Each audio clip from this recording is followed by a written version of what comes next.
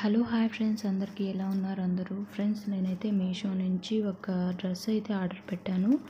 అది ఎలా ఉంది ఏంటనేది ఇప్పుడు నాతో పాటు మీరు కూడా చూసేయండి. వీడియో నచ్చితే ఒక లైక్ చేసి నాకు సపోర్ట్ అయితే చేయండి ఫ్రెండ్స్.